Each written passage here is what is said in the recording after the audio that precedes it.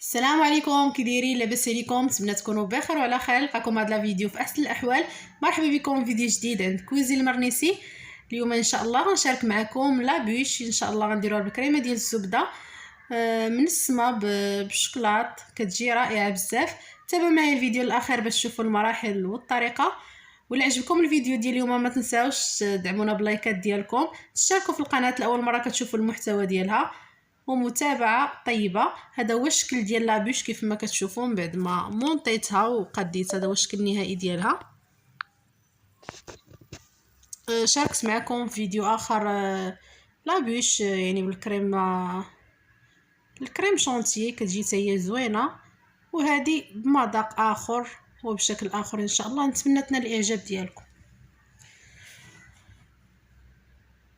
بالنسبه للمقادير، عندي 8 ديال البيضات، عندي واحد 200 غرام 170 غرام ديال الدقيق، عندي 30 غرام ديال الكاكاو. وبالنسبه لكاس العنبه كيف ما كتشوفوا 2 كيسان ديال الدقيق ما عامرينش العماره، كنكملوها بهذوك المعلقات ديال الكاكاو. كاينه 60 غرام ولا نص كاس ديال الزيت، ساشيه ديال الفاني، و8 غرام ديال الخميره الحلويات، وكاس ديال السكر سنيده. كاول مرحله كنغربل الدقيق، غنضيف عليه داك الخميره ديال الحلويات، وغنضيف عليه الكاكاو. في المجموع ما بين الكاكاو والدقيق عندنا 200 غرام، 30 غرام ديال الكاكاو و170 غرام ديال الدقيق. غنغربلوه ونوضعوه جيدا، نوضعوه جانبا عفوا.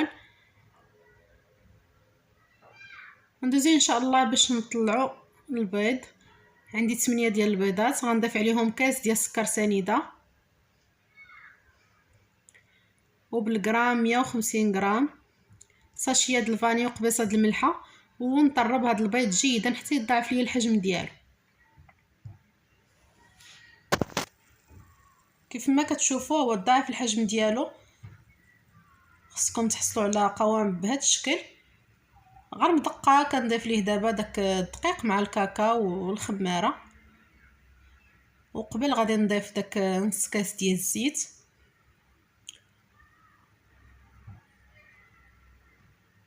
ونطرب جيدا.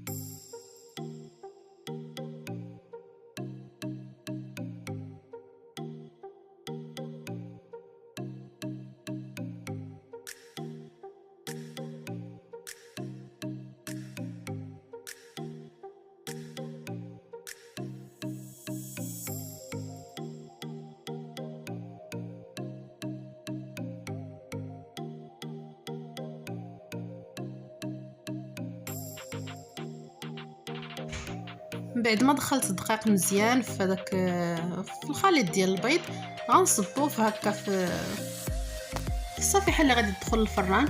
ضروري ديروا هاد البابي سيرفيليزي ونوزعوا الكميه بالتساوي. ندخلوه الفران 16 دقيقه حتى 15 دقيقه، ونخرجوه ان شاء الله ونكملوا تتمه الوصفه.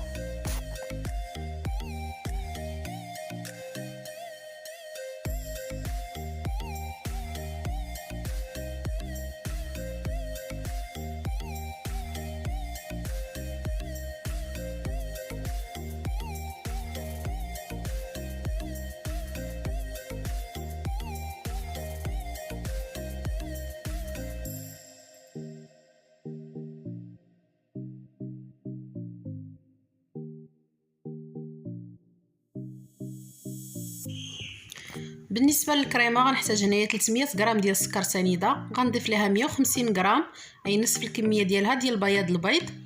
غنوضعوها في واحد الباماغي حتى يذوب لينا مزيان هذاك الحبيبات ديال سنيده مع داك البياض ديال البيض. غتشوفوا ان شاء الله القوام ديالو كيفاش غادي يكون.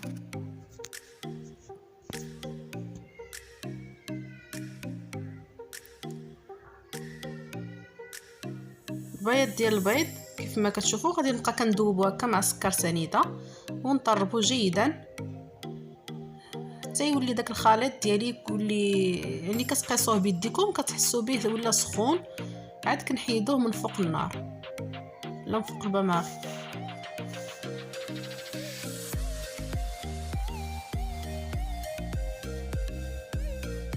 كيف ما كتشوفوا ها هو دابا وجد ليا ولا طالق الخيط على هذا الشكل. دابا ان شاء الله غادي نطربو حتى يطلع ليا على شكل مورانغ. هاد لا مورانغ كتسمى لا مورانغ سويس. وعادي ان شاء الله غنضيف عليها الزبده مرحله بمرحله كيف ما كتشوفوا معانا. المورانغ ديالي ها هو طلع.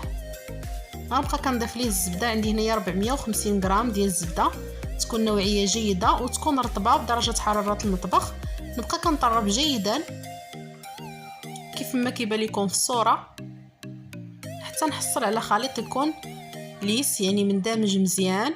غادي نضيف ليه هنايا 150 غرام ديال الشوكولا غيش. 150 غرام غادي ندوبها في واحد الباماغي وغادي نضيفها لهاد لا كريم او بور باش تنسمها ليا وتعطيها واحد المذاق اللي غيكون لذيذ ان شاء الله. كيف ما يمكن لكم تحتفظوا بها هكاك اللون ديالها ابيض. صافي غنضيف عليها الخليط ديال الشكلاط وغادي نخلطو جيدا حتى نحصل على واحد الكريمه اللي تكون ملسه وهكا مندمجه مع بعضياتها.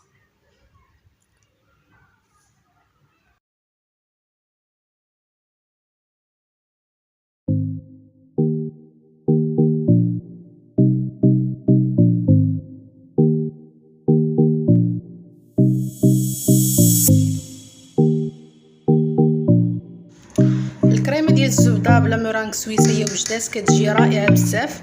استعملوها في جميع لي كاطو راه كتجي غزاله. غنخليها تبرد ان شاء الله ونكمل معكم بقيه المراحل. في واحد المقله غادي ندير واحد الكاس ديال اللوز. غنضيف عليه نص كاس ديال السكر سنيده واحد 2 معالق ديال الماء ونخليه حتى يتلبس ليا جيدا بداك السكر سنيده يولي ينشف عليه كيف ما غادي يبان لكم في الصوره. وانايا دائما مع التحريك ما كنحبش من التحريك وانا كنحمر فيه. ملي كيبدا داك السكر كيتلبس على اللوز وكيولي بغي يذوب غنضيف ليه واحد المعلقه كبيره ديال الزبده كيف ما كتشوفوا في الصوره.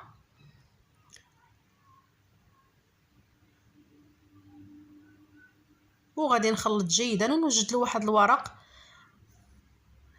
علاش غادي نسرحوه باش ما يلتصقش لينا. صافي ملي كنخلطو مزيان غير ما نغفلوش عليه باش ما يتحرقش غير يوصل لينا لهاد المرحله اللي كتبان لكم في الصوره. صافي ونحيدوه من فوق النار. كتبداو كتسمعوا واحد الصوت يعني كيبقى يطرطق اللوز يعني راه كيكون واجد. نبسطوه بواحد المغرفه نخليوه منين يبرد ان شاء الله ونزينو به. عندي هنايا شويه ديال الكركاع ماشي بزاف غادي نستعملو في الوسط ديال هاد الحلوه. هذا كيبقى كاختياري الا كان متوفر. ما كانش متوفر كتكتفيو غير بالكريم مع الجينواز وكتسقيوها مزيان راه كتجي حتى هي راه كتجي مزيانه. البسكويت ديالي انا من بعد ما طاب انا حيدته قلبته من فوق واحد الشبكه وغادي نوجد واحد السيرو. انا ما غنستعملش السيرو ديال السكر غندير غير نسكافيه مع الماء سخون تذوب ليا مزيان وبه غادي نسقي هذا الكاطو ان شاء الله.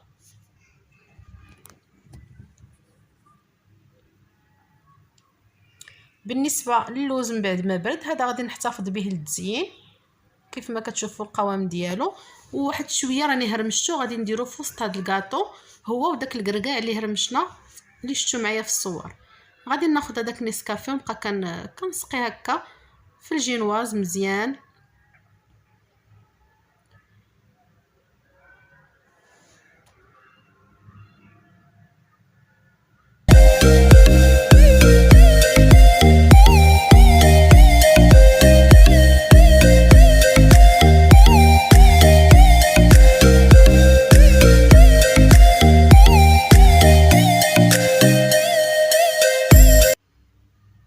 غنوزع واحد الطبقه ديال الكريمه على هذا الشكل هذا وكنقادها مزيان بلا سطاتو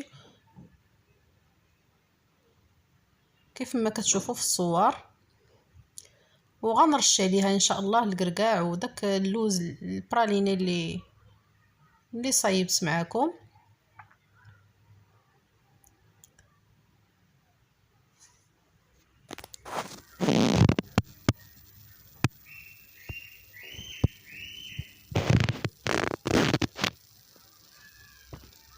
من بعد غادي نبقى كنرولي في لابيش ديالي على هذا الشكل اللي كيبان لكم في الصوره.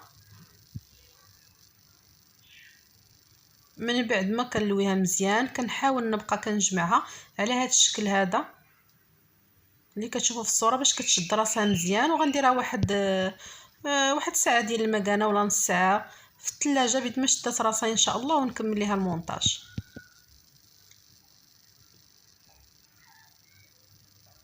صافي دابا راني خرجتها من الثلاجه كيف ما كتشوفوا.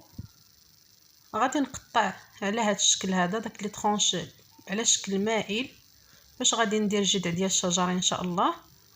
وبنفس الطريقه كنقطع من هاد الجهه ومن هاد الجهه. غادي نزيد واحد جوج ديال لي مورسو وعادي ان شاء الله غادي نبدا كنمونطي في الحلوه. درتها في الطبسيل فاش غادي نقدمها مباشره باش كنقادوها. غندير شويه ديال الكريم ونلصقوا به الاجزاء اللي حيدنا من الحلوه من الجناب.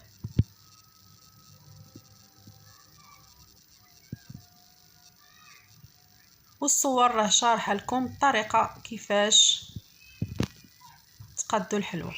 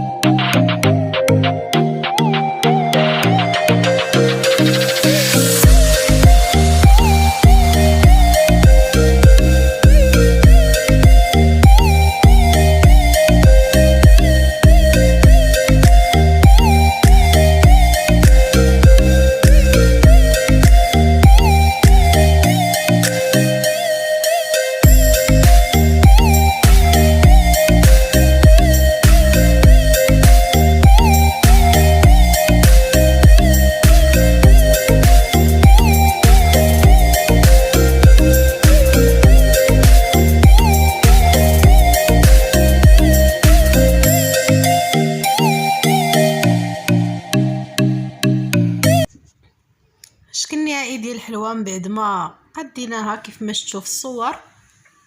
هو هذا، نتمنى ان شاء الله ينال الاعجاب ديالكم وتجربوها في هذا راس السنه، والله يدخلها عليكم بالصحه والسلامه وباش ما كتمناو ان شاء الله، ومتابعه طيبه. وما تنساوش ديروا لنا لايك، تشتركوا في القناه لاول مره كتشوفوا المحتوى ديالها. والسلام عليكم، انتظروني فيديو جديد ان شاء الله، الى اللقاء.